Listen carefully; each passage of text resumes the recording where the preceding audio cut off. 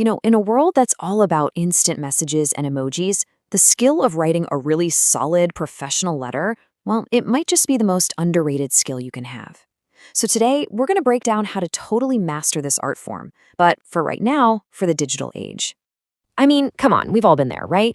You're staring at that blinking cursor, you've got this important email to write, and you just freeze. The pressure is on to sound professional, and you're terrified of saying the wrong thing. It doesn't matter if it's for a job, a formal complaint, or just asking for something important. That anxiety is so real. But what if I told you there's a clear, simple playbook for this? All right, so here's our game plan for today. First, we're going to talk about what a letter even means anymore. Then we'll get into the huge difference between formal and informal. After that, we'll actually build a formal letter from the ground up, look at a few key examples for different situations, and finally, we'll wrap up with some tips on how to make your words have real impact. Okay, so first things first. We kind of have to update our thinking here. I know, the word letter sounds a little old-fashioned, right? But trust me, the principles behind it are more relevant today than ever before. So, the big thing to get here is that a letter isn't about the paper it's printed on, not anymore. It's all about its purpose. It's a direct, focused message. It's a formal record. And yeah, it requires a level of thought that a quick text just doesn't. And this right here, it illustrates the point perfectly. It doesn't matter if you're attaching a PDF to an email, sending a message through some company's website, or, yes, even putting an actual stamp on an envelope. You are writing a letter. And guess what? The same rules for being clear and professional apply to all of them. All right, now listen up, because this is probably the single most important distinction you need to make before you even type one word. You absolutely have to know which world you're writing in. Informal, that's the easy stuff. It's how we talk to our friends and family, right? Full of slang, emojis, the works. But formal, that's a whole different ballgame. That's for any professional situation. A business, a college application, anyone you don't know on a personal level. It sends a message of respect and seriousness. And it comes with its own set of rules for tone, for language, and for how it's structured. Okay, enough theory. Let's get practical. We are going to build a formal letter right now, from scratch. And I know it might look like there are a ton of pieces, but I promise it's a surprisingly simple and logical system once you see it. So, take a look here. This shows you all the possible parts of a business letter. And yeah, there can be up to 12 of them. But, and this is a big but, don't panic. You do not need to memorize all of this. We're just going to focus on the absolute must-haves, the essentials. These four right here, these are the big ones, the absolute essentials. Think of it this way. The salutation, that's your formal hello. The body, well, that's the whole point, where you say what you need to say, clearly and directly. The complimentary close is just your polite goodbye. And then the signature, that's what makes it official.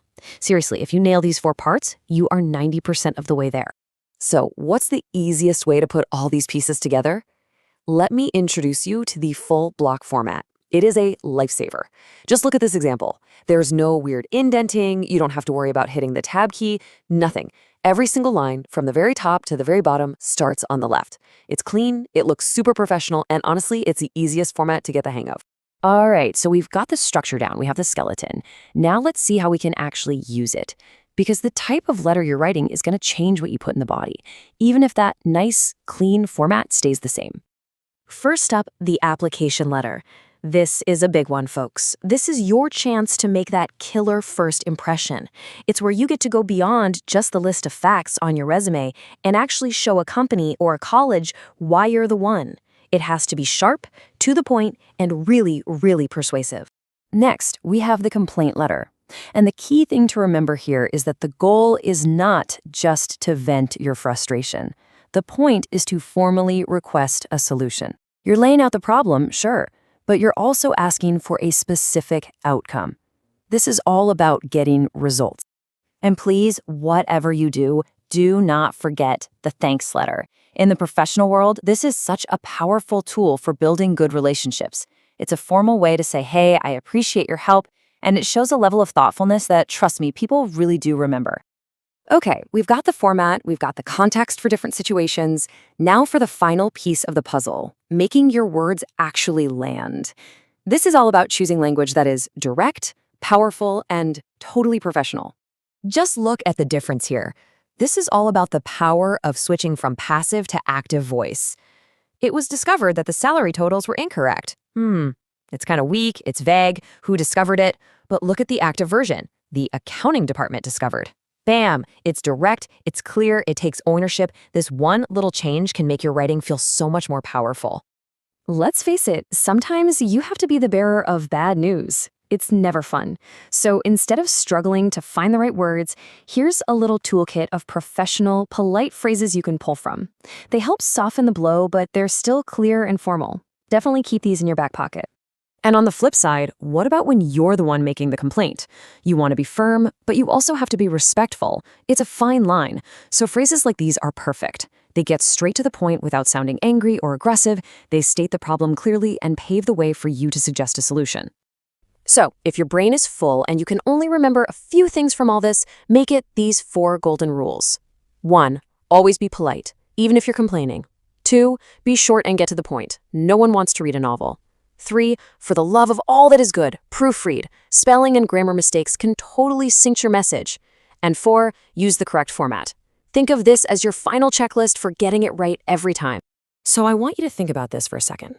In a world just flooded with fleeting DMs and disappearing stories, what happens when you're the person who sends a well-crafted letter? When everyone else is being sloppy and informal, taking that time to be clear, structured, and thoughtful, it makes you stand out, big time.